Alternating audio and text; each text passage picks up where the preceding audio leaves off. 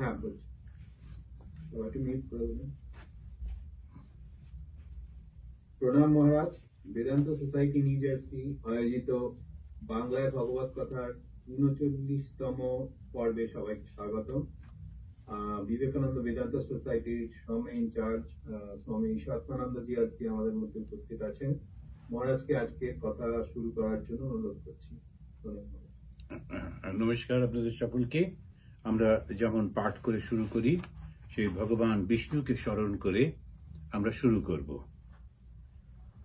শান্তাকারম ভুজগশয়নম পদ্মনাভম সুরেশম বিশ্বাধারম গগনসদৃশম মেঘবর্ণম শুভাঙ্গম লক্ষ্মীকান্তম কমলনয়নম যোগীভিঃ ধ্যানগম্যম বন্দে বিষ্ণুম ভবভয়হরম সর্বলোকৈকনাথম। যিনি মৃত্যু ভয় দূর করে দেন, ভব ভয়হরম, তাকে আমরা স্মরণ করছি। তিনি সর্বব্যাপী, তিনি সর্বলোকৈকনাথম। সমস্ত যত লোক আছে, তা লোক বলতে আমাদের জানি যে পৃথিবীর নিচে 7টি, ওপরে 7টি পৃথিবী, এই 14 ভুবন বলা হয়, তারপরে মাঝখানে পৃথিবীটি। তো এই সমস্ত এই সর্বত্র শুধু তিনি রয়েছেন। তো এই তাকে স্মরণ করে আমরা এই ভাগবত কথা শুরু করছি। কেন বিষ্ণু? এখন যেহেতু আমরা দ্বৈত ভূমিতে প্রবেশ করছি, দ্বৈত ভূমি মানে যেখানে দ্বিতীয় রয়েছে, দ্বিতীয়টিকে আমি ভক্ত, আমি হচ্ছি দ্বিতীয়, আর প্রথম হচ্ছেন ভগবান। কিন্তু ভগবান এবং আমি যদি দুটো সত্তা হই, তাহলে একটা সমস্যা হচ্ছে, ভগবানের সর্বব্যাপিত্ব সেটা একটা প্রশ্ন চিহ্ন এসে যায়। তা তিনি যদি সর্বব্যাপী হবেন, তিনি যদি সর্ববৃহৎ হবেন, সেক্ষেত্রে আমি কি করে থাকি? তাই অদ্বৈত তারা এটাকে মানতে পারে না। তারা বলে না, তিনি আর আমি এক। আর দ্বৈত বেদান্ত তারা বলেন যে না, তিনিও আছেন, আমিও আছি। তো এই যে আমরা এই যে দ্বৈত বেদান্তটাকে মানছি এখন, যেহেতু আমরা ভাগবত পাঠ করছি, সেই ভাগবতে ভগবান বিষ্ণু সর্বব্যাপী হওয়া সত্ত্বেও নারায়ণ রূপে তিনি জগৎ সৃষ্টি করেছেন, তার থেকেই সৃষ্টি করেছেন। তিনি তার বুক থেকে ধর্মকে সৃষ্টি করেছেন, তার পিঠ থেকে, এটা বর্ণনা যখন আমরা দেখব, তার পিঠ থেকে তিনি অধর্মকে সৃষ্টি করেছেন। অর্থাৎ যে obverse and subverse of the same coin বলে না, একই টাকার এপিঠ ও পিঠ। অর্থাৎ ভগবান থেকেই খারাপ হয়েছে, ভগবান থেকেই ভালো হয়েছে, ভগবান থেকেই সমস্ত পশু পাখি কীট পতঙ্গ মানুষ সবাই হয়েছে। আর তিনি কেন করলেন? তখন বলা হচ্ছে লীলা। ভগবান শ্রীরামকৃষ্ণদেব বলছেন লীলার জন্যে, তার ইচ্ছা হলো তিনি তাই করছেন। অদ্বৈত বেদান্তও বলছে তার ইচ্ছা হলো এক অহম বহু শ্যাম ভিহি, আমি এক, আমি বহু হব, তার ইচ্ছা হলো। তো তার ইচ্ছাকে কে বন্ধ করবে? ওইটা প্রশ্নটার উত্তর আমরা দিতে পারি না। কেন সৃষ্টি হলো এবং কবে সৃষ্টি হলো, এই প্রশ্নের উত্তরটা কেউ দিতে পারে না। কবে সৃষ্টি হলো বলতে গেলে যে বিজ্ঞান যে কথাটি বলে, সেটা হচ্ছে এই সৃষ্টিটা, কিন্তু এর আগেও সৃষ্টি আছে, এর পরেও সৃষ্টি হবে, অনন্তকাল চলেছে, এই তার খেলা। এখন এটার মধ্যে আমরা বর্তমান যুগে রয়েছি, আর বর্তমান যুগের এমন একটা পরিস্থিতি তিনি সৃষ্টি করেছেন সত্য রজ তম 3টি গুণ দিয়ে। তা এই 3টি গুণকে তিনি নানানভাবে মিক্স করেছেন। তারপরে যখন সত্যটা খুব বেশি ছিল, তখন একটা যুগ ছিল সত্য যুগ। তাই সত্য যুগের পরে ত্রেতা, দ্বাপর, তারপরে এখন কলি। এই কলিযুগটা এখন চলছে। ভগবান শ্রীরামকৃষ্ণদেবের আবির্ভাবের সঙ্গে সঙ্গে আবার সত্য যুগে নতুন সূচনা হয়েছে। এই ভাগবতেই বলছে সত্য, ত্রেতা, দ্বাপর, কলি, এই 4টে যুগ বারবার আসবে বারবার, এরকম 14 বার যখন ঘুরবে তখন আবার সব কিছু আবার চলে শেষ হয়ে যাবে, অর্থাৎ আবার তারা ভগবানের মনের মধ্যে, চিন্তার মধ্যে চলে যাবে এবং তিনিও আবার নতুন করে চিন্তা ভাবনার পরে নতুন করে সৃষ্টি করবেন। তো আমরা যখন ঘুম থেকে উঠি তখন আমাদের স্বপ্নটা কোথায় চলে যায়? আমাদের মনের মধ্যেই চলে যায়। আবার যখন আমরা শুই তখন আবার স্বপ্ন দেখি, আবার সৃষ্টি হয়। একই স্বপ্ন আমরা বারবারও দেখি, কয়েকবার দেখি। কেন দেখি? কেন ওটা আমাদের মনের মধ্যেই থাকে। আমি সৃষ্টি করি, আমি লীলা করি, স্বপ্নের মধ্যে আমি কথা বলছি, খেলছি, ঘুরছি, আনন্দ হচ্ছে, দুঃখ হচ্ছে, আবার ওই সব যখন জেগে উঠছি স্বপ্নটা চলে যাচ্ছে। ভগবানের ক্ষেত্রেও ঠিক তাই। তিনি যখন সৃষ্টি করছেন তখন সৃষ্টির মধ্যে আছেন, ঘুরছেন, ফিরছেন, নানান সব কিছু হচ্ছে।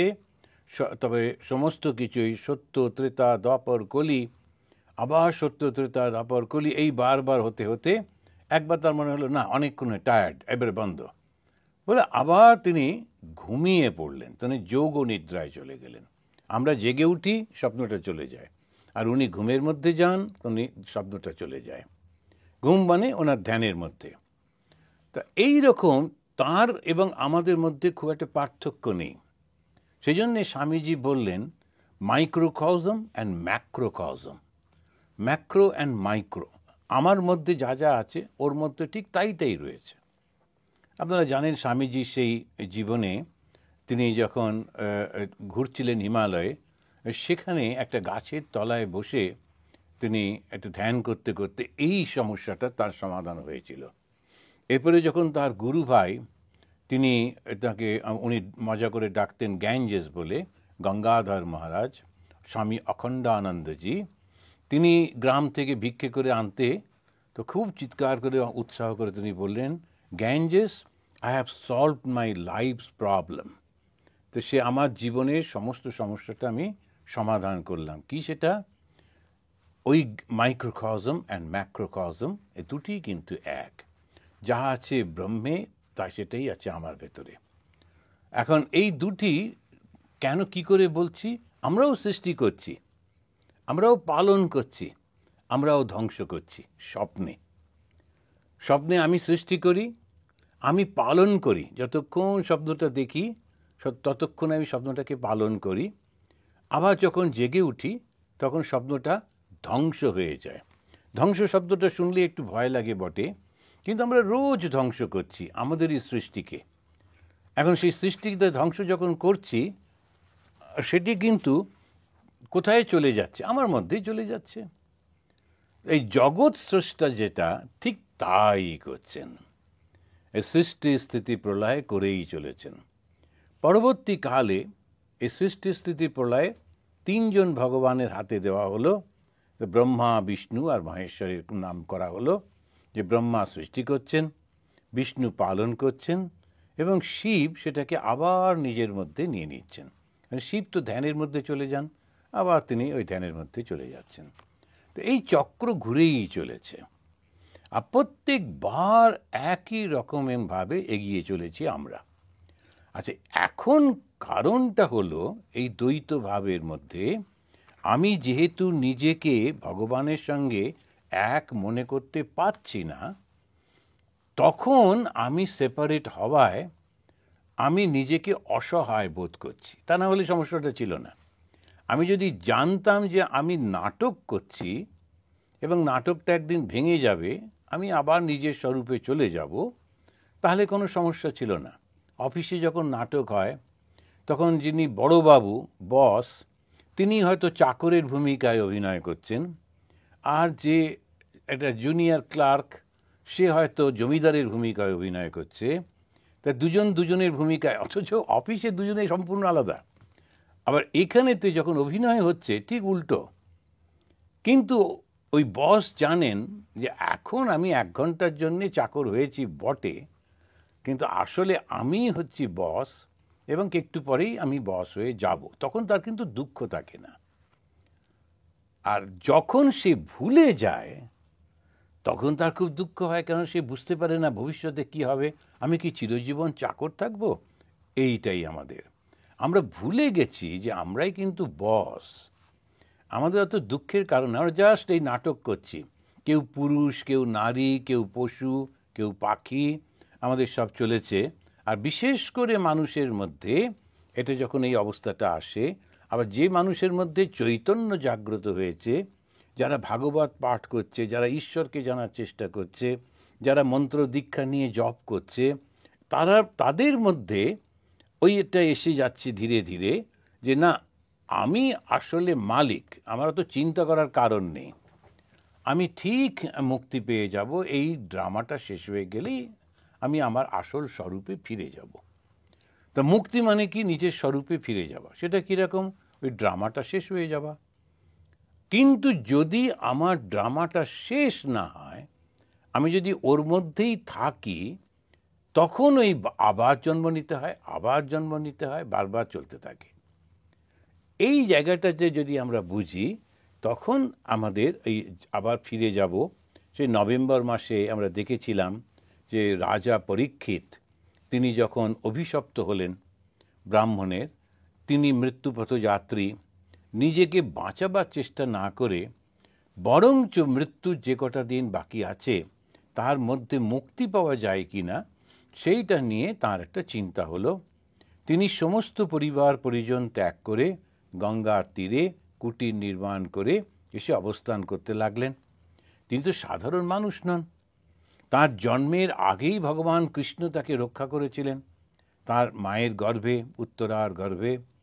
আর সুতরাং এই খবরটা যখন ছড়িয়ে গেল, বিভিন্ন ঋষি মুনিরা বিভিন্ন জায়গা থেকে এসে তখন চারপাশে সম্মিলিত হলেন। কেন না, যদি কৃষ্ণ আবার এসে আবার একটা মিরাকল দেখান, একে বাঁচাবার জন্যে, কি হয় না হয় দেখার জন্যে সবাই এসে হাজির।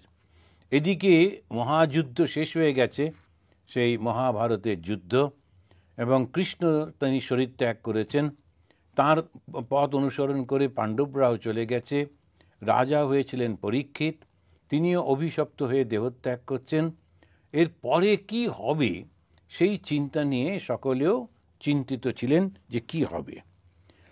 তো আমরা শুরু করেছিলাম ওই 2021-এ, এই 20 সালের 21-এ মে মাস থেকে আমরা ভাগবত পাঠ শুরু করেছি বেদান্ত সোসাইটি অফ নিউ জার্সির সদস্যদের উৎসাহে। প্রতি মাসে দ্বিতীয় মঙ্গলবারে আমরা একবার করে পড়ি সন্ধেবেলায়। জানুয়ারি ফেব্রুয়ারি বন্ধ থাকায় আমরা বছরে 10 মাস এটা পাঠ করছি। তা আবার আমরা শুরু করছি। তা এই শুকদেব যখন এসে এলেন, তখন সমস্ত ঋষি মুনি রাজর্ষিদের প্রশ্ন করছেন ওই যে রাজা, ম্রিয়মাণৈ কৃতম শুদ্ধঞ্চ, ম্রিয়মাণৈ কৃতম শুদ্ধঞ্চ। ম্রিয়মাণৈ কি? যে মৃত্যুপথযাত্রী। কে মৃত্যুপথযাত্রী? এখানেতে রাজা পরীক্ষিত, কেননা তিনি অভিশপ্ত হয়েছেন আর তার হাতে মাত্র 7টা দিন বাকি রয়েছে। তা তিনি যখন এই ঋষিরা সব এসেছেন তাদেরকে তিনি জিজ্ঞেস করছেন। এখন ঋষিরা তারা সব নিজেদের মধ্যে এবারে নানান মত হচ্ছে। এই ঋষি কিন্তু সাধারণ লোক নন, এদের কয়েকটাদের নাম পাওয়া যায় কারা কারা ছিলেন। যেমন অত্রি, বশিষ্ঠ মুনিকে আমরা প্রায় সবাই চিনি। এই চবন, এই যে আমাদের সে যিনি ওষুধের এখন সমস্ত হচ্ছে এই চবন ঋষি। শরদ্বান, অরিষ্ট নেমি, আমরা যে যখন একটা ইয়ে হয়, আমরা যখন শ্লোক পাঠ করি তখন অরিষ্ট নেমির নাম আসে। তারপরে হচ্ছে ভৃগুমুনি। ভৃগুমুনিকে আমরা প্রায় সবাই জানি যে ভৃগু সবসময় রেগে যেতেন, সেই ভৃগুমুনি। তারপরেতে অঙ্গিরা একটা বিখ্যাত মুনি, যার কাছে কৃষ্ণ পর্যন্ত শিক্ষা গ্রহণ করেছিলেন অঙ্গিরা। পরাশর মুনি, আর পরাশরের ছেলে হচ্ছেন ব্যাসদেব। তো পরাশর ব্যাস তারা দুজনেই এসেছেন। বিশ্বামিত্র, যিনি ব্রাহ্মণ ছিলেন না বটে, কিন্তু ব্রাহ্মণত্বে উন্নীত হয়ে তিনি ঋষি হয়েছিলেন। তারপরে এসেছিলেন পরশুরাম, সুবাহু, উতথ্য, ইন্দ্রপ্রমদ, মেধাতিথি, দেবল। কিন্তু ভগবদ্গীতাতে দেখা যায় অর্জুন এই দেবল ঋষির নাম করছেন। তো উনি একটা জায়গায় অর্জুন কৃষ্ণকে বলছেন, আমি তোমাকে ভগবান বলে মনে করছি। কেননা দেবল, ব্যাস, নারদ ইত্যাদি তারা তোমাকে ভগবান বলছে বটে বলে। আর তার সঙ্গে সঙ্গে তুমি স্বয়ং চৈব ব্রবীষি মে, তুমি নিজেও নিজের কথা বলেছ। তা ওই অর্জুন প্রথমে বুঝতে পারছিল না, ভগবান সঙ্গে সঙ্গে থাকেন, কন্টেম্পোরারিকে চিনতে পারা যায় না, আর ওই মজা করছেন, ঘুরছেন ফিরছেন, মনে করছে সাধারণ লোক। কিন্তু তারপরে যখন সে অসাধারণ দেখলেন, তখন বলছে না না, আমার এখন বিশ্বাস হয়েছে। আর বিশ্বাস হয়েছে কেন না, মহান ঋষিরা তোমার কথা বলেছেন, আবার তুমিও বলেছ। এই মহান ঋষিদের মধ্যে আমরা এই নামটা পাই, দেবল, ব্যাস। তারপরে অরিষ্ট সেন, ভরদ্বাজ, যিনি শ্রী রামচন্দ্রের গুরু ছিলেন, তা সেই ওই বংশের গুরু ছিলেন ভরদ্বাজ। গৌতম মুনি, সে বিখ্যাত গৌতম মুনি, যার স্ত্রী ছিলেন অহল্যা। পিপ্পলাদ, আমাদের যখন আমরা উপনিষদ পড়ি তখন দেখা যায় সেই পিপ্পলাদ মুনির কাছে সে শিষ্যরা আসছে, জিজ্ঞাসা করছে। তারপরে মৈত্রেয়, তো কবয়, অগস্ত্য মুনি আর নারদ স্বয়ং। এর সঙ্গে আর একটা সেপারেট নাম দিয়েছেন, তিনি হচ্ছেন রাজর্ষি অরুণ। এই মুনি যারা, তারা এক ধরনের, তারা সব কিছু ত্যাগ করে ঋষি এবং মুনি। মুনি হচ্ছেন মননশীল, তারা চিন্তা করেন, অন্য কোনো কাজ করেন না। আর যারা ঋষি, তারা সংসার আছে বটে, কিন্তু তারাও ডেডিকেটেড টু দ্যাট রিসার্চ। তারা কি করে মানুষের জীবন থেকে দুঃখ দূর করে আনন্দ দেওয়া যায় সেই সমস্ত নিয়ে রিসার্চ করতেন। আর এই শাস্ত্রগুলো সেইভাবেই তৈরি হয়েছিল। কিন্তু রাজর্ষি আর এক ধরনের ক্লাস, তারা রাজত্বও চালাতেন, আবার ঋষিও ছিলেন, কিন্তু এরা কেউই সন্ন্যাসী নন। তো সন্ন্যাসটা কিন্তু ছিল না। এবার একজন সন্ন্যাসী আসছেন। এই দলের মধ্যে যখন প্রশ্নটা জিজ্ঞাসা করা হলো যে আমি মৃত্যুপথ যাত্রী, ম্রিয়মানৈহি কৃতম শুদ্ধঞ্চ, আমি তো মৃত্যুপথ যাত্রী, আমার কি করা উচিত যাতে আমি শুদ্ধ হয়ে যাই? আর শুদ্ধ হওয়া হলেই মুক্তি। তখন এইরকম যখন একটা অবস্থা, সেই সময় সেখানে উপস্থিত হচ্ছেন, এবং কেউ সেটা ভাবেননি যে উনি আসবেন, তিনি হলেন সুখদেব। তা সুখদেবকে বলা হচ্ছে ভগবান। তো সেখানে ব্যাসপুত্র সেখানে আসছেন, তত্র অভবৎ ভগবান ব্যাসপুত্র সুখদেব। ভগবান কেন বলা হলো? তো ভগবানের 6টা ঐশ্বর্য থাকে, 6টা শক্তি থাকে, সেই জন্যে তাকে ভগবান বলা হয়। তো ভগ মানে হচ্ছে ঐশ্বর্য। তো ওই ঐশ্বর্যগুলো 6টাই ছিল সুখদেবের মধ্যে। কিন্তু তিনি নিষ্প্রিয় হয়ে থাকতেন, তিনি জগতের কোনো কিছুর মধ্যেই থাকতেন না। ঋষিদের স্কুল থাকতো, তাদের ছাত্র থাকতো, পরিবার পরিজন থাকতো, সুখদেবের কিছু ছিল না। সেই জন্যে তিনি হচ্ছেন এই প্রথম সন্ন্যাসী।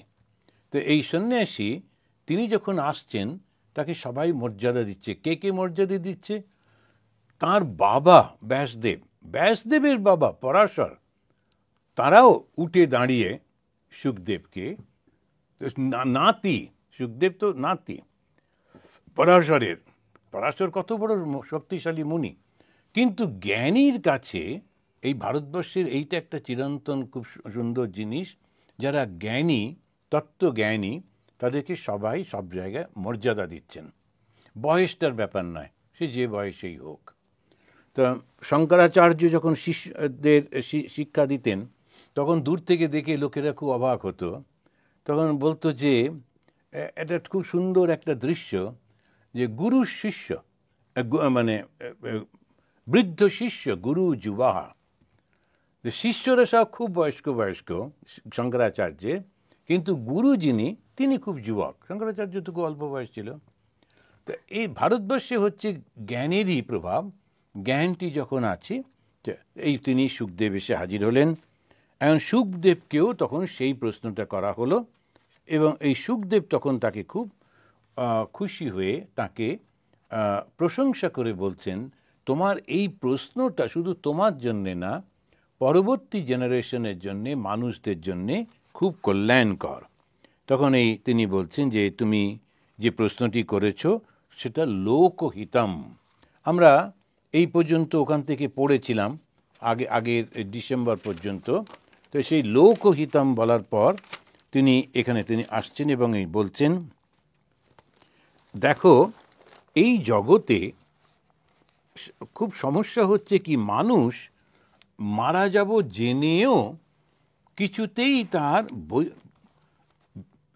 এই আমার জাগতিক চিন্তা থেকে মনটাকে তুলতে পারে না। এটা একটা সমস্যা হয়ে যায়। অপশ্যতাম আত্মতত্ত্বম, আত্মবিষয় না জেনে তাদের কি হয়, বারবার এই সংসারে আসতে থাকে। অপশ্যতাম, পশ্যত মানে দেখা, না দেখে অপশ্য। তখন কি হচ্ছে, আত্মতত্ত্বমকে না জেনে। সুখদেব বলছেন তো সেই জন্যে ভগবান লাভের কথাটা বললেন না, বললেন আত্মতত্ত্বম। ভগবান লাভ আর আত্মতত্ত্বের মধ্যে পার্থক্যটা কি? ভগবান লাভ করলেও কিন্তু আবার পৃথিবীতে হয়তো আসতে হতে পারে। ভগবানের কাছে যাচ্ছি যারা এই বৈষ্ণব ধর্মেই আছে, শালক্য, সারূপ্য, সামীপ্য, শাষ্ঠী ইত্যাদি ইত্যাদি, আমি ভগবানের কাছে গিয়ে থাকব, ভগবানের মতো আমি রূপ পাবো, ভগবানের মতো গুণ পাবো ইত্যাদি ইত্যাদি, সে যেতে চাইছে। কিন্তু দ্বৈত থাকিয়ে যাচ্ছে। দুই থাকার ফলে তখন ভয় থাকে। কিসের ভয়? হারাবার ভয়। চিরদিন আমি ওটা নাও থাকতে পারি, আবার যদি অন্য কোনো গুণ এসে যায় আবার আমাকে এই জগতে মানুষ হিসেবে আসতে হবে। তা মানুষের জন্মটা শ্রেষ্ঠতম জন্ম।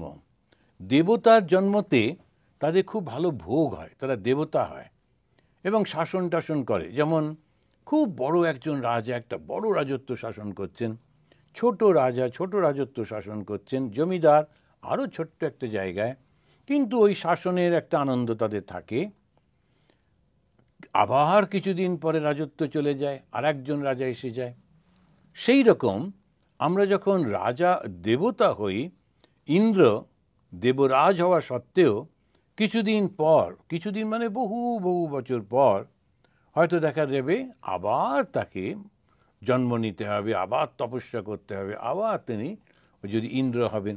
শাসন করব এই মানসিকতা যদি থাকে তাহলে উনি বারবার ওই ইন্দ্র হবেন হয়তো, কিংবা বরুণ হবেন, কিংবা অগ্নি হবেন, হয়ে এক একটা বিভিন্ন ডিপার্টমেন্ট সামলাবেন, এসে করবেন, আবার তাকে মনুষ্য হতে হবে। সেই জন্যে হিন্দুরা আর বৌদ্ধরা আর জৈনরা তারা স্বর্গটাকে বেশি ইম্পর্টেন্স দেয় না। তাদের লক্ষ্য হচ্ছে মুক্তি, লিবারেশনটাই হচ্ছে তাদের সব থেকে। কেননা তা না হলে বারংবার জন্ম মৃত্যুটা এসে যাচ্ছে, তো ওর থেকে তারা বেরোতে চাইছে। অন্য যে তিনটে ধর্ম দেখি তার মধ্যে স্বর্গটাই আসল, কেননা ওদের মনে হয়েছে যে আনন্দটা আমরা কোথায় গিয়ে পাবো, আচ্ছা স্বর্গে গিয়ে পাবো।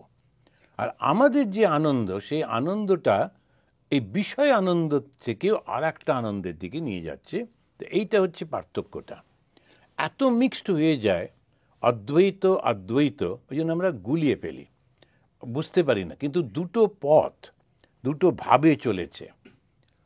এখন যারা ফিজিক্স নিয়ে পড়ছেন কি সায়েন্সের স্টুডেন্ট, তারা হয়তো গানটা অ্যাপ্রিসিয়েট করেন, তারা হয়তো কবিতা পড়ে খুশি হন, কিন্তু কবিতা লেখা বা কবিতা মধ্যে থাকা ওটা ওদের পথ নয়, ওদের আর একটা অন্য পথে চলেন।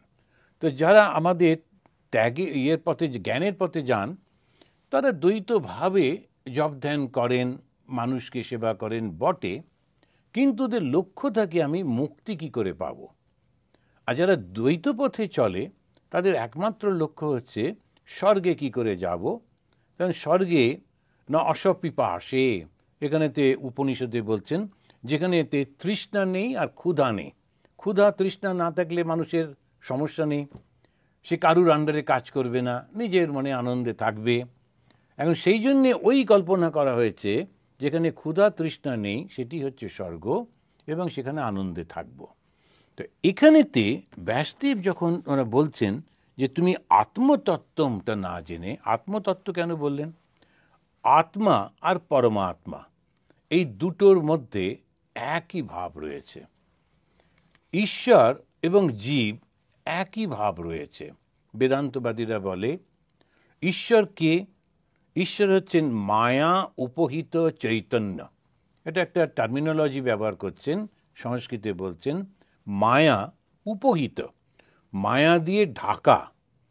কি ঢাকা দিয়েছে? চৈতন্যকে। এখন এইটা হচ্ছেন ঈশ্বর, উনিও কিন্তু মায়ার দিয়ে ঢাকা রয়েছেন।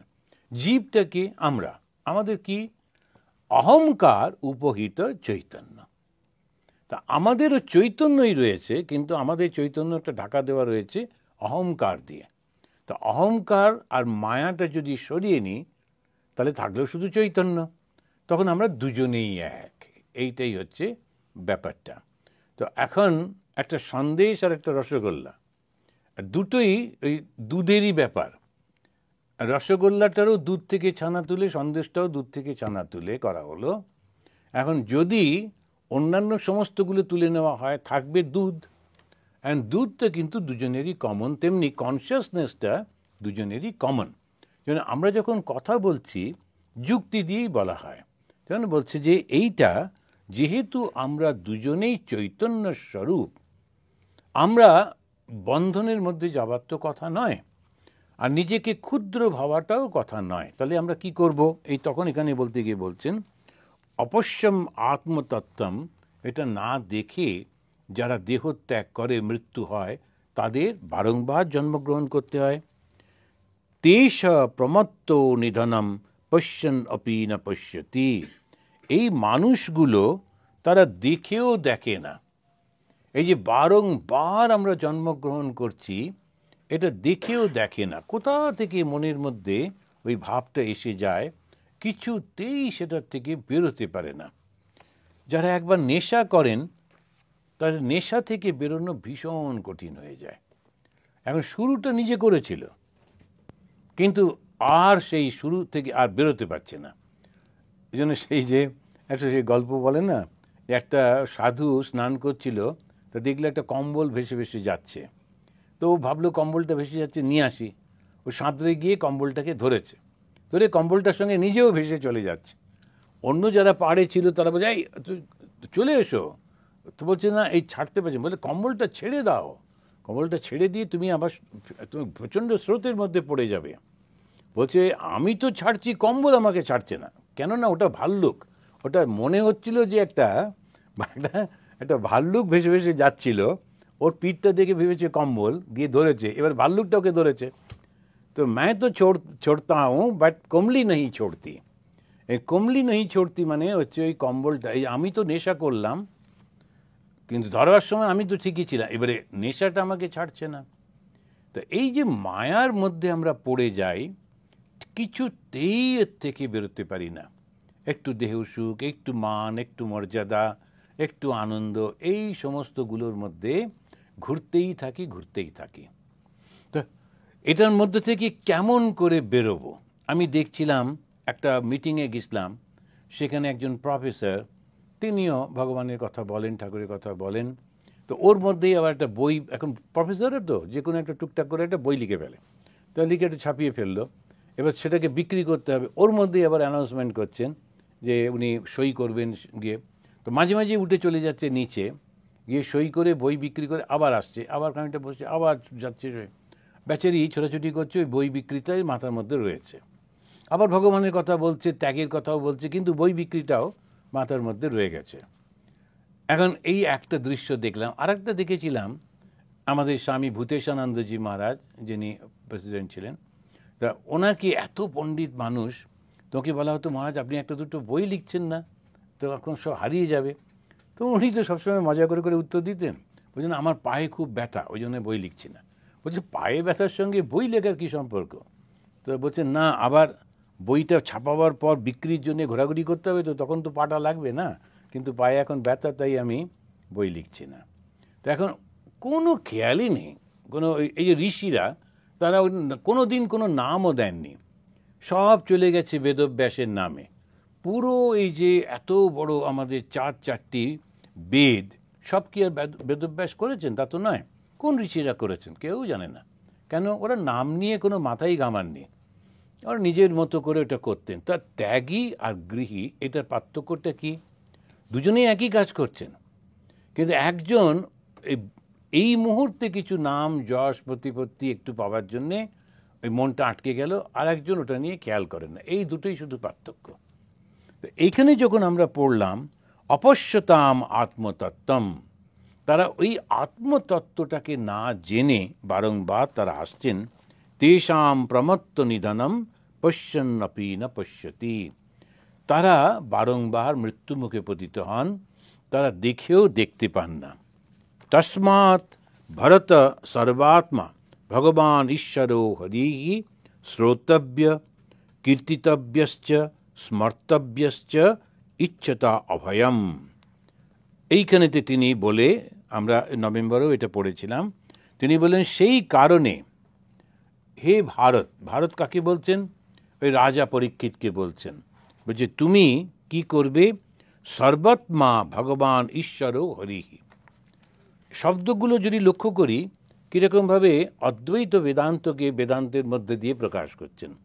সর্বাত্মা, প্রত্যেকের আত্মস্বরূপ, প্রত্যেকের হৃদয়ের মধ্যে যিনি রয়েছেন সেই রকম যিনি ঈশ্বর, তিনি আবার হরি। এখন ওই যে বললাম ঈশ্বর, তিনি সর্বব্যাপী, সব চৈতন্যের মধ্যে তিনি রয়েছেন। আবার তিনি নারায়ণ, তিনি হরি, তিনি একটা সেপারেট মূর্তিতে, সেপারেট ভাবের মধ্যে রয়েছেন।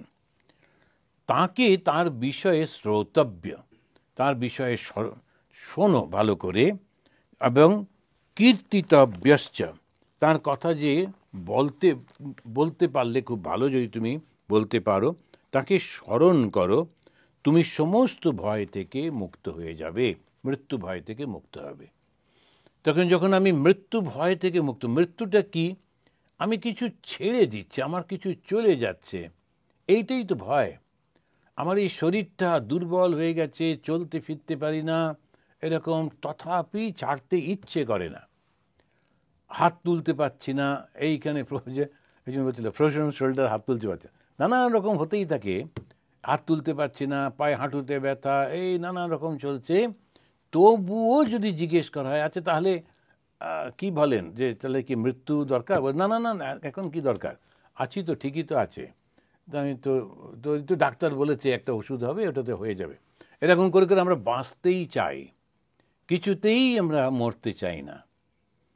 এখন এইটা যে আমাদের মধ্যে মৃত্যু ভয়, এই শরীরটা ত্যাগের ভয়টা থেকে যায়, এই ভয়টার কারণটা হচ্ছে আমি এটাকে সত্য বলে মনে করি, সেই কারণে। সত্য বলে মনে না করলে এই ভয়টা থাকতো না। সত্য মানে কি? সত্য মানে যা চিরন্তন। আমি এই শরীর, আমি এই সংসার, আমি এই সমাজ, আমি এই আমার চারপাশে যা ঘটছে, সমস্ত কিছুকে সত্য বলে মনে করছি এটাই থাকবে, সেই জন্য এটাকে ধরে রাখার চেষ্টা করছি, এবং এইটাই হচ্ছে আমাদের ভুল। যারা জগতের অনিত্যতা সম্পর্কে সচেতন, এই জন্ম মৃত্যু দুঃখের আবর্ত থেকে তারা মুক্তি পেয়ে যান, তাদের সকলকেই পেতে চান, সকলকেই এই অন্তরের ঈশ্বরকে পাবার চেষ্টা করতে হবে। তাহলে প্রশ্নটা ছিল, মৃত্যু পথযাত্রী আমি কি করব? তার উত্তরে বলছেন যে ভগবানকে এটা চেষ্টা করতে হবে পাওয়ার জন্যে। আমি এবারে আমাদের সেই একদম শেষের দিকে একটা বক্তৃতা হলো, বরিশা বলে আমাদের একটা আশ্রম আছে, সরিষা একটা আছে একদম সেই সাগরের দিকে, আর একটা হচ্ছে বরিশা। তো বরিশাটা শহরের মাঝামাঝি জায়গায়, ওখানে একটু বৃদ্ধাশ্রম আছে আমাদের। বিশেষ করে সাধুদের, যাদের এক ছেলে সাধু হয়ে গেছে, তাদের বাবা মা তারা কি করবে, এদের জন্যে রামকৃষ্ণ মিশন থেকে ওই জায়গাটা ঠিক করে রেখেছে, ওদেরকে দেখাশুনো করা হয়। তা একদম যারা মাতাজি, কোনো একটি মেয়ে ছিল, সে সন্ন্যাসিনী হয়ে গেছে, তার বাবা মাকে ওইখানেতে রাখা হয়, তারা যদি থাকেন। সুন্দর মন্দির আছে, লোকজন আছে, তো শেষ জীবনটা কোনো অসুবিধা হয় না, সবাই দেখাশুনো করে। তো ওইখানে আমি গেলে যাই, এবারেও ডেকেছিলেন ওরা, সেখানে গেছিলাম। কথাটা ছিল এই প্রসঙ্গে আলোচনা। তো মৃত্যুপথযাত্রীরা কি করবে? এখন বলতে গিয়ে আমার মনে হলো এরা যারা এখানে রয়েছেন তাদের মনে একটু মানে দুঃখ লাগতে পারে, কারণ সবাই তো আফটার রিটায়ারমেন্ট এখানে রয়েছেন ওল্ড এজ হোম, এর একটাই অগতি, সেটা হচ্ছে মৃত্যু। তো সেটাকে স্মরণ করিয়ে দেওয়াটা একটু মানে ওই সাবজেক্টটা ঠিক হয়নি। তো সেই জন্য আমি ওইটার মধ্যে খুব বেশি প্রবেশ না করে আমি একটু নানান রকমের গল্প টল্প করলাম, করে টোরে শেষের দিকে বললাম যে ঈশ্বরকে ডাকলেই, এই যে কথাটি এখানে আলোচনা সেটাই বললাম যে ঈশ্বরকে পেতে হবে, ঈশ্বরকে পেলেই আমাদের জীবনের লক্ষ্য পূর্ণ হবে। তো এই যখন আমরা এই ঈশ্বরকে পাব তখন কি হবে, তিনি সকলের মধ্যে অবস্থিত রয়েছেন, সর্বাত্মা। এই ভগবানকে ঈশ্বর বা হরি বলে লোকে জানে, তার সম্পর্কে শুনতে হবে এবং তাকে কীর্তিতব্য, তাকে কীর্তন করতে হবে। কীর্তনটা কি? যখন আমরা কীর্তন বললেই হরে কৃষ্ণ না, কীর্তন মানে হচ্ছে গুণকীর্তন। ভগবানের যে গুণগুলো ছিল, শ্রী রামচন্দ্রের আমরা পূজা করি বটে, কিন্তু শ্রী রামচন্দ্রের গুণ কী কী ছিল যদি জিজ্ঞেস করা হয় তবে দেখা যাবে খুব বড় রাম ভক্তও বলতে পারছেন না। আমরা ঘটনাগুলো মনে রাখি, এই ঘটনার মধ্যে যদি আবার একটুখানি মিরাকল থাকে আরও বেশি করে আমরা সেটা মনে রাখি। আমাদের ভালো লাগে মিরাকল, যেটা আমরা বুঝতে পারছি না, ব্যাখ্যা করতে পারছি না, সেই ঘটনাটা বলতে আমাদের ভীষণ ভালো লাগে, এক্সাইটেড হই। কিন্তু কোনো জিনিসই ঠিক মিরাকল নয়, সবটারই একটা কজ অ্যান্ড এফেক্ট আছে। কোনো কারণ না থাকলে কোনো এফেক্ট কোনো দিন হচ্ছে না। এখন ভগবানকে আমি ডাকছি, তখন ভগবানের ডাকাটা আমার কজ, আর এফেক্টটা কি? তিনি আমাকে রক্ষা করছেন, তিনি আমাকে নানানভাবে সাহায্য করছেন। তা কজ আর এফেক্ট, আমি ভগবানকেও ডাকবো না আর ভগবান ইচ্ছে করে এসে আমাকে সব সাহায্য করবেন, তাও তো হবে না। এখন পরিষ্কার করে ভগবদ গীতাতে শ্রীকৃষ্ণ বলছেন, আমি যাকে ভালোবাসি তাকে আমি কি করি? বুদ্ধি যোগম দদাম্যহম, কথাটা আছে না গীতাতে, বুদ্ধি যোগম, আমি তাকে বুদ্ধিটা ঠিক সময় ঠিক বুদ্ধিটা দিয়ে দিই। বেশিরভাগ সমস্যাটা আমাদের হয় ঠিক সময়ে ঠিক বুদ্ধিটা আসে না বলে। ঠিক সময়ে যদি ঠিক বুদ্ধিটা আসতো তাহলে কোনো রকম সমস্যাটা হতো না। কিন্তু তাই বুদ্ধি যোগম দদাম্যহম। আবার যদি ভগবান ভালো না বাসেন তখন কি করেন? তখন বলছেন কামস্মি ভরতস্যব, তার মধ্যে আমি কামনা ঢুকিয়ে দিই। তখন নানান কামনা, বাসনা, ইচ্ছা এইগুলো সব ঢুকে যায়। ওইগুলো আসে কোত্থেকে আমরা মনে করি, বুঝতে পারি না। তো ভগবান তা আমাকে আরেকটু খেলা করতে বলছে। আচ্ছা ঠিক আছে, যেমন ওই বাচ্চাটা যখন খেলছে মা আরও খেলনা ওকে দিয়ে দেয়, দিয়ে ওকে ব্যস্ত রাখে। এবার সেই ব্যস্ততা যখন চলতে থাকে মা খুশি, মা একটুখানি ফ্রি থাকেন, কাজকর্ম করছেন, এটা করছেন। কিন্তু যখন ওই বাচ্চাটার সমস্ত খেলনা ফেলে দিয়ে কাঁদতে থাকে তখন মাও সমস্ত কাজ ফেলে দিয়ে তাকে এসে কোলে নেন। এইটা আমরা যেমন সংসারের জীবনে দেখতে পাই, বাস্তব জীবনে, তেমনিভাবে আধ্যাত্মিক জীবনেও যখন ভগবানের দেওয়া খেলনাগুলো, নাম, যশ, প্রতিপত্তি, অর্থ, নানান রকম, সেইগুলো নিয়ে যখন আমরা ব্যস্ত থাকি, ভগবানও নিশ্চিন্ত থাকেন যে এটা ঠিক আছে, ও ব্যস্ত আছে। কিন্তু যখন সেটা সব ফেলে দিয়ে ও শুধু কাঁদতে থাকে তখন তিনিও এসে ওকে কোলে নেন। এবং আমাদের যে আসল উদ্দেশ্য নাম, যশ, প্রতিপত্তি থেকে, সেটা হচ্ছে আনন্দ। আর ভগবান যখন আমাকে কোলে নেন তখন এই পরিপূর্ণ আনন্দটা পাওয়া যায়। আমাদের লক্ষ্যটা হচ্ছে আনন্দ, আমরা যেতে চাই আনন্দতে, পেতে চাই আনন্দ। সেই আনন্দটা যখন আমরা পরিপূর্ণভাবে পাই সেটা হচ্ছে ঈশ্বর লাভ। আর একটু পেলাম আবার সেটা হারিয়ে গেল যখন, তখন এই জগতের আনন্দ। সেই জন্যে এই আনন্দ থেকেও একটু বাইরে যেতে হবে। আমাদের বলা হয় এই যে আত্মা, এটা 5টা ঢাকনা দিয়ে রয়েছে। সেই ঢাকনাগুলো কি কি? অন্নময়া, মনোময়া, প্রাণময়া, বিজ্ঞানময়া, আনন্দময়া কোষ। কোষ মানে ঢাকনা। এখন শেষেরটা আনন্দময় কোষ। কিসের আনন্দ? যে মানুষটি খুব ভালো। যেমন একজন আমাকে ফোনে বলছিলেন, মহারাজ আপনার হাতটাই ভগবান শ্রীরামকৃষ্ণের হাত। তো শুনে একটু ভালো তো লাগবেই। তো এখন এরকমভাবে এখন যদি 50 বার লোকে ওই কথা আমাকে বলতে থাকে, তখন আমার মনে হবে আমার হাতটা ভগবানের হাত, আর এক বিপদে দাঁড়াবে। তখন মারাদোনার মতো ভগবানের হাত করে এসব করতে হবে। এখন ওইগুলো সমস্যা হয়ে দাঁড়ায়। আমার ভালো লাগছে লোকেরা আমার বক্তৃতা শুনছে, আমার ভালো লাগছে লোকেরা আমাকে প্রশংসা করছে, আমার ভালো লাগছে লোকেরা আমাকে নানান গিফট দিচ্ছে। এই করে করে একটা আনন্দের মধ্যে আমরা থাকি, কারোর ক্ষতি করছি না, লোককে ভালোই উপদেশ দিচ্ছি, আনন্দেও আছি, কিন্তু আমি বদ্ধ হয়ে আছি। কেন না, ওই আনন্দটা হচ্ছে জাগতিক আনন্দ, ওটা কিন্তু আধ্যাত্মিক আনন্দ নয়। এটা এতখানি গিয়েও এই সমস্যা হয়। সেই জন্যে সবাই এটাও ছেড়ে দূরে চলে যেতে চেষ্টা করেন। কেননা এই জাগতিক এই যে আনন্দগুলো মানুষ যখন এসে প্রশংসা করতে থাকে, সেটাও কিন্তু বন্ধনের কারণ হয়ে দাঁড়ায়। আমি পেতে চাইছি, যাটা আমি পেতে চাইছি, যেটা আমি একটা ভালো বক্তৃতা করলাম, একটা ভালো গান করলাম, তার বদলে আমি লোকের কাছ থেকে হাততালি পেলাম, এটা দেওয়া আর পাওয়া, আর সেটা কিন্তু চিরন্তন নয়। এখন এটাও হতে পারে কিছুদিন পরে তো বহু লোকেরা খুব একটা বিরাট নাম যশ হয়, হঠাৎ করে দেখা গেল তাকে ধরে নিয়ে গিয়ে জেলখানায় বললো নানান গোলমাল করে। এখন তো এটাও তো হচ্ছে। তাহলে কোন আনন্দটা পেলে আর নিরানন্দ আসবে না? এই মানুষের হাততালি না, সেটা নিজের ভেতর থেকে জ্ঞানের আনন্দ। সেই জ্ঞানের আনন্দটা কি? আমি সবার মধ্যে রয়েছি, আমি সমস্ত লোক। এখন লক্ষ্য করে দেখুন, একটা উদাহরণ দিয়ে, যারা সিনেমাতে বা এমনি থিয়েটারে অ্যাক্টর অ্যাক্ট্রেস, তারাই কিন্তু লোকের হাততালিটা পান। যে ওকে শেখায় তাকে কজন চেনে? খুব কম লোক চেনে।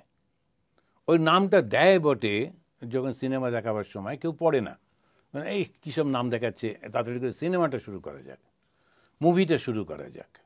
এখন যারা ওকে শেখাচ্ছেন কেমন করে অ্যাক্টিং করতে হবে, কেমন করে দাঁড়াতে হবে, কেমন করে তাকাতে হবে, উনি কিন্তু সবাইকে তৈরি করছেন, কিন্তু থাকছেন আড়ালে। আচ্ছা, উনি কি আনন্দ পান না? খুব আনন্দ পান। কেন পান?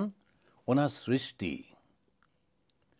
এটা যদি একটুখানি এইটা আমরা চিন্তা করি, একজন স্রষ্টা, সে আড়ালেই থাকে, তাকে কেউ জানে না, তার সৃষ্টিটাকে লোকেরা প্রশংসা করছে, কিন্তু স্রষ্টা আড়াল থেকে নিজেই খুব খুশি হয়ে রয়েছেন, কেননা নিজের সৃষ্টিতে নিজেই খুশি হয়ে থাকেন।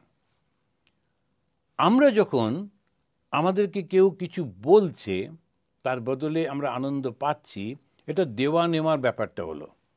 যদি সে প্রশংসা না করে তাহলে তো আবার নিন্দা হবে, তখন তো কষ্ট হবে। সুতরাং আমার আনন্দটা নির্ভর করছে কারুর হাততালির ওপরে, প্রশংসার ওপরে। এটা অ্যাকচুয়াল আনন্দ নয়। অ্যাকচুয়াল আনন্দটা কি? যেটা ভেতর থেকে আসছে। কেন? আমি সৃষ্টি করছি। সুতরাং যিনি ওই নাটকটাকে লিখেছেন, সিকোয়েন্সগুলোকে দাঁড় করিয়েছেন, ওই অভিনয়গুলোকে শিখিয়েছেন, তারপরে যখন সফলতা এলো, তাকে লোকেরা জানল না বটে, কিন্তু সে তার নিজের সৃষ্টির সফলতায় আনন্দে পরিপূর্ণ হয়ে থাকে। এটা আমি একটা জাগতিক উদাহরণ দিলাম। ঠিক তেমনিভাবে ভগবানও, তিনি ওই জগৎটাকে যখন সৃষ্টি করেন, করে তার মধ্যে সব কিছু দেন। এই যে বলছিলাম, এর পরেই আমরা এটা পাঠ করব হয়তো পরের মাসেতে, যে ভগবান একটা বিরাট পুরুষের বর্ণনা দিচ্ছেন। তো এইখানেতে আমরা জানি, ডিসেম্বর মাসে আমরা পড়েছি, যেখানেতে ধ্যান করবার কথা বলছেন। তো ধ্যানটা কি? ধ্যান মানেই হচ্ছে সমস্ত বিষয় থেকে মনটা তুলে নিয়ে এসে একাগ্র করা। কার উপরে? সেই ভগবান বিষ্ণুর উপরে। তা এই ভগবান বিষ্ণুটি কে? তো তিনি সর্বব্যাপী, সবার মধ্যে রয়েছেন। স্বামী বিবেকানন্দ একটা কথা প্রায় সবাই আমরা জানি, খুবই সুন্দর করে উনি বলেছেন, জীবে প্রেম করে যেই জন, সেই জন সেবিছে ঈশ্বর। তো এটা একটা কবিতার মধ্যে খুব সুন্দর লাগছে, কিন্তু এটা কি কবিতা? এটা সত্য। কেন সত্য? না, ওই যে ঈশ্বর যার কথা আমরা ভাবছি, ঈশ্বর কিন্তু প্রত্যেকটা প্রাণীর অন্তরে রয়েছেন। কিভাবে রয়েছেন? চৈতন্য আকারে রয়েছেন। এখন সেই চৈতন্যটা কিভাবে প্রকাশিত হয়? ভালোবাসা দিয়ে প্রকাশিত হয়। প্রত্যেকটা মানুষ যখন আনন্দে থাকে তখন ঈশ্বর আনন্দে থাকেন, কেননা সেই তো ঈশ্বর। যখন কিছু লোক কষ্ট পায় তখন ঈশ্বরও কষ্ট পাচ্ছেন, কেননা তারাই তো ঈশ্বর। এই সত্যটা আমরা বুঝতে পারি না বলে আমরা এত সমস্যার মধ্যে যাই। তো ধর্ম হচ্ছে ইনক্লুসিভ, নট এক্সক্লুসিভ। যখন তাড়িয়ে দেয়, তুমি এসো না এসো না এসো না বলতে থাকে, তখন বিপদটা হয়। স্বামীজি বলছেন আমাদের সমস্যা হলো যবে থেকে আমরা যবন শব্দটিকে ব্যবহার করতে লাগলাম। ভারতবর্ষে ধর্মে সব কিছু ইনক্লুসিভ। এসো হে আর্য, এসো অনার্য, হিন্দু মুসলমান, এসো এসো তুমি বলে যে গান যেটা রয়েছেন, রবীন্দ্রনাথ বলছেন সকলকে আহ্বান করছে, ওটা ভারতবর্ষ। কেননা ওটা ইনক্লুসিভ, সবাইকেই নিচ্ছি। কিন্তু যেই আমরা মনে করলাম যে এই সবাইকে ডাকার ফলে আমারটা কমে গেল, তাড়িয়ে দাও এদেরকে, তাড়াও তাড়াও তাড়াও করছি, যখন আমরা কমিয়ে দিচ্ছি সব কিছু, তখনই কিন্তু আমি একটা হারিয়ে যাবার ভয়ের মধ্যে থেকে যাচ্ছি। এত বছর ধরে 10,000 বছরের সভ্যতার ইতিহাসে ভারতবর্ষ কখনো কাউকে না বলেনি। কে যে কোথা থেকে এসছে সবাই এসে ওইখানেতে মিলিত হয়েছে, আর সবাই একই হয়ে গেছে। বিভিন্ন ধর্ম, বিভিন্ন ভাষা, বিভিন্ন সংস্কৃতি থাকা সত্ত্বেও আমরা এক। এটা একটা অদ্ভুত জিনিস ভারতবর্ষের মতো। সেই জন্য স্বামী বিবেকানন্দ ভারতবর্ষকে সত্য বলে আহ্বান করছেন। উনি বলছেন হে সত্য। সত্য মানে যা চিরন্তন। কি চিরন্তন? ভগবান নিজেই বিভিন্ন সৃষ্টি করেছেন, সুতরাং তাঁর সৃষ্টির একটাকেও যদি আমরা বাদ দিই, আমরা ভগবানকেই বাদ দেওয়া হবে। একমাত্র দেশ সমাজ যেটা হচ্ছে ভারতবর্ষ, যেখানে সব কিছু ইনক্লুসিভ, সবাইকে নিয়ে। এখন অর্থনীতি নানান কারণেতে আমরা হয়তো বলতে পারি না আমাদের মধ্যে হবে না, কারণ আমার আছেই 3টে রুটি, আমি 50টা লোককে খেতে দেবো কি করে, সুতরাং আমাকে আমার মতো করে একটু বাঁচতে হবে, অন্যের কথাটা চিন্তা আমি করতে পারছি না। এটা একটা অন্য দৃষ্টিভঙ্গি। কিন্তু আমাদের সংস্কৃতি হচ্ছে সবাইকে নিয়ে চলা, ওইটা ভেঙে দেওয়া নয়। এইখানেও সেটা আমরা, ভগবান প্রত্যেকটা জীবের মধ্যে রয়েছে, সেই জীবের মধ্যে আমি তাকে যখন লক্ষ্য করছি, তখন আমার আনন্দটা বিশ্বব্যাপী হচ্ছে। যে যেখানে সফলতা পাচ্ছে ওটা আমার সফলতা। এখন রবীন্দ্রনাথেরও এই সেই কবিতাগুলোর মধ্যে দিয়ে দেখা যায় যে যিনি যে যেখানে জপ তপ করছে, আমি তার লোভিয়াছি ভাগ। যে যেখানে যা ভালো করছে আমি তার সঙ্গে রয়েছে, এই যে ভাবটা রয়েছে এখানে তিনি বলছেন। তারপরেই বলছেন তুমি একটা আমাদের ধ্যান করতে শেখো। যে ধ্যান যখন করতে বলা হচ্ছে, তখন তিনি কিভাবে ধ্যান করতে বলছেন? বলছেন দেখো এই বিরাট যে মানুষটি রয়েছে তাকে তুমি ধ্যান করো। সুখদেব তখন বলছেন এতবান সামক যোগাভ্যাম সধর্ম পরিনিষ্ঠয়া জন্মলাভ পরপুংসাম অন্তে নারায়ণ স্মৃতি। আমাদের 2য় স্কন্ধ 1ম অধ্যায়ের 6 নম্বর শ্লোকে তিনি বলছেন এই যে শ্রেষ্ঠ জন্ম, কোন জন্মের কথা বললেন? মানুষের জন্মের কথা বলছেন। এই যে শ্রেষ্ঠ জন্ম, এই যে মনুষ্য জন্ম পেয়েছ, এ তো বান পরাহা। পর মানে হচ্ছে শ্রেষ্ঠ, পর মানে পর অপর। এখন এই পর মানে হচ্ছে শ্রেষ্ঠ। আর এই শ্রেষ্ঠ জন্মটা পেয়ে আত্মা বা চিরন্তন শান্তি, অনাত্মা এই যে সুখ দুঃখের যে মিশ্রণ বিচার করে নিজ ধর্ম বর্ণ আশ্রম সঠিকভাবে পালন করে অন্তিম কালে নারায়ণ বা ভগবানকে সর্বদা স্মরণ করো, অভ্যাস করো। মৃত্যুকালে ভগবান স্মরণই শ্রেষ্ঠ ধন। তা আমার মৃত্যুর সময় আমি কি করব? যখন প্রশ্নটা করেছিলেন তার উত্তরে উনি বললেন, তুমি যে শ্রেষ্ঠ জন্মটা পেয়েছ, পশু পাখি কীট পতঙ্গ কত রকমের সমস্ত রয়েছে, তো তাদের সেই জন্ম যেটা, আজকে আমি দেখলাম একটা ছোট্ট মাকড়সা, সেটা একটা কোত্থেকে এসেছে, যেই আমি কলটা খুললাম ওই জলের তোড়েও হারিয়ে গেল। এখন ওর জন্ম আর ওর মৃত্যু, কোথায় জন্মালো, কোথায় কীভাবে গিয়ে মারা গেল, কীরকম একটা অবস্থার মধ্যে। তা এই তো, ওটাও তো জন্ম, অথচ ওটা একটা জীব, অথচ ওর মধ্যে কোনো কিচ্ছু নেই, না আছে ঈশ্বর চিন্তা, ভগবান চিন্তা। মনুষ্য জন্ম, তার মধ্যে যাদের ঈশ্বর চিন্তা হয়েছে, তার মধ্যে যাদের মনটা সর্বব্যাপিত্ব লাভ করেছে, আপনি ভেবে দেখুন তো। সেই জন্যে আমাদের ভক্তদের কথা চিন্তা করে আমার খুবই ভালো লাগে যে যারা এই ধর্ম, আবার কিছু কিছু ধর্ম আছে, হিন্দু ধর্মই আছে, ওর প্রসাদ খেও না, ওদের কাছে যাবে না, ওদের মন্দিরে ঢুকবে না, ওদের কথা শুনবে না, তারা ওই সবগুলোকে করে ছোট্ট করে দিচ্ছে। কেননা আমরা হচ্ছি শ্রেষ্ঠ, আমাদেরটাই ভালো, আমাদেরটাই। তুমিই যদি শ্রেষ্ঠ, তুমি যদি ভালো, এত ভয় পাও কেন বাপু? যে তোমার ওখানেতে অন্যদের কাছে গিয়ে একটা দুটো আর খাই, প্রসাদ মানে কি সেই একই মিষ্টি, একই সেই ফল, তো কী এমন অসুবিধে হলো? কিন্তু ওই ভয় পেয়ে যেও না যেও না, খেও না খেও না করছে। কেননা আমি হারিয়ে ফেলবো আমার দলটা, ওইটা হচ্ছে ওর ভয়। ও যে সর্বভূতে ভগবান রয়েছেন সেই ভাবটা নেই, ও ভাবছে এইটুকু। তো সেরকমভাবে সবাই ভয় পাচ্ছে। অভয়ম সর্বভূতেষু, যখন আমি প্রত্যেকটা প্রাণীর মধ্যে তার সবাইকে ঈশ্বর দেখে কোনো ভয় পাচ্ছি না, সেই অবস্থাটার কথা গিয়ে উনি বলতে গিয়ে বলছেন, তোমার নিজের স্বধর্মটা সঠিকভাবে পালন করো। রাজা প্রশ্ন করেছিলেন, আমার মৃত্যুর সময় আমি কি করব? রাজার স্বধর্ম কি? প্রজাকে সবসময় রক্ষা করা এবং তার সমস্ত সুযোগ সুবিধা ব্যবস্থা করে দেওয়া, এটাই রাজধর্ম। রাজার ধর্মটাই হচ্ছে প্রজাকে সবসময় সব কিছু করে দেওয়া। আমরা রামচন্দ্রকে এত শ্রেষ্ঠ রাজা বলি কেন? বলি তিনি প্রজাদের জন্যে সমস্ত কিছু করতেন, ইনক্লুডিং যখন তার স্ত্রী সম্পর্কে নিন্দা হলো, তিনি বলেন আচ্ছা বেশ, কিছুদিনও শুদ্ধতা প্রাপ্ত করে আসুক। আমরা ভুল করি, ওনাকে জঙ্গলে পাঠিয়ে দিল, জঙ্গলে পাঠিয়ে, কিন্তু না, উনি একটা ঋষির আশ্রমে তাকে রেখেছিলেন। যখন আমাদের মনটা যদি অশুদ্ধ হয়ে যায় কোনো কারণে, অশুদ্ধ মানে কি, যেটা করা উচিত সেটা না করে আর একটা কিছু করেছি, তখন শুদ্ধ তো হতেই পারি, মনই তো, মনটাতে একটা খারাপ চিন্তা আসছে, ওকে মারবো, ওকে কাটবো, ওকে ঠকাবো, ওকে এই করে একটা মনের মধ্যে চিন্তা এলো। তো ছি ছি ছি, এটা কি হলো, না না এরকম করবো না। তখন আমি আবার একটা ভালো জায়গায় গিয়ে বসে বসে ওর কল্যাণ হোক, ওর কল্যাণ হোক, মঙ্গল হোক, সবার মঙ্গল হোক চিন্তা করছি, মনটা আস্তে আস্তে ভালো হয়ে গেল।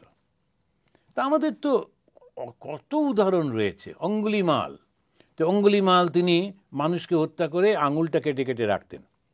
এবারেতে যখন বুদ্ধদেবের সঙ্গে দেখা হলো, বুদ্ধদেব বললেন এই বোকার মতো এই কাজগুলো না করে তুমি একটু ধ্যান ট্যাপ করো, তো আস্তে আস্তে সে তখন সন্ন্যাসী হয়ে গেল। এটা তো আছে। যিনি রামায়ণ রচনা করেছেন আগে ডাকাত ছিলেন, তো ডাকাত যদি রামায়ণ রচনা করতে পারেন তো প্রত্যেকেই তো ভালো হতেই পারে। তো এই জিনিসগুলোর মধ্যে থেকে তপস্যা করা, শ্রীরামচন্দ্র তিনি সমাজের মধ্যে একটা সমাজ করবার চেষ্টা করেছিলেন, মানুষের সমাজ, যেখানে স্বামী আর স্ত্রীর মধ্যে একটা সুন্দর সম্পর্ক থাকবে।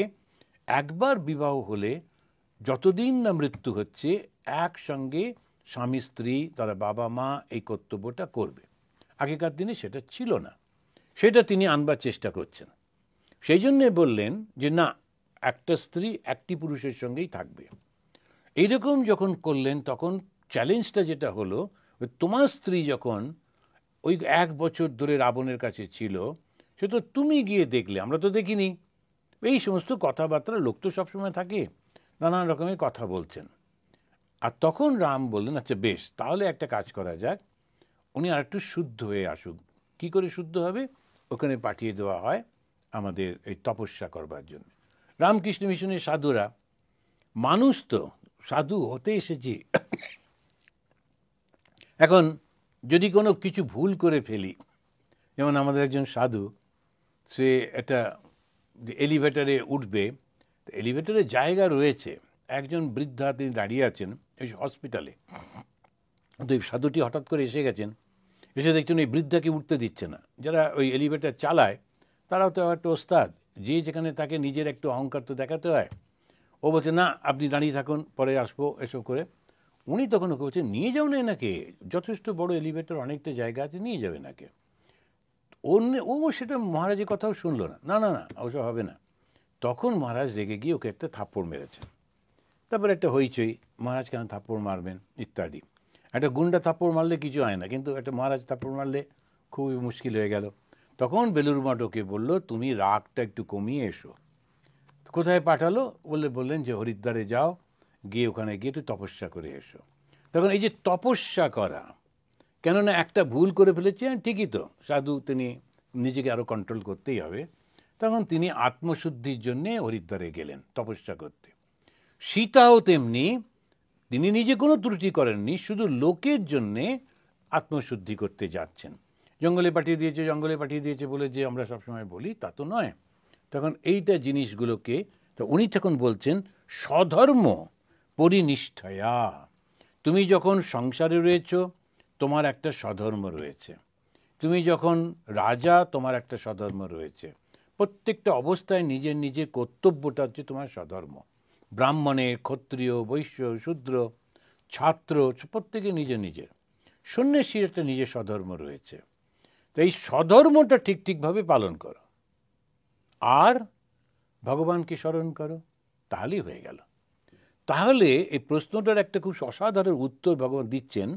তো সেটা বলছেন যে তুমি তোমার স্বধর্মটা সঠিকভাবে পালন করো, আর তুমি স্বামী হিসেবে তোমার স্বধর্ম, স্ত্রী হিসেবে স্বধর্ম, মা হিসেবে, কন্যা হিসেবে, ছেলে, বাবা, তারপরে অফিসার, যে যেখানে যেমন অবস্থায় রয়েছে সমাজের এই প্রত্যেকটা জায়গায় নিজের নিজের কর্তব্যটা সঠিকভাবে করো আর ভগবানকে স্মরণ করো। এই তো দুটো কাজ, এই দুটো যেই তুমি করবে, স্বধর্ম পরিনিষ্ঠায়া আর নারায়ণ, এই শ্রী ভগবানকে তুমি স্মরণ করো, এইটাই তোমার শ্রেষ্ঠ।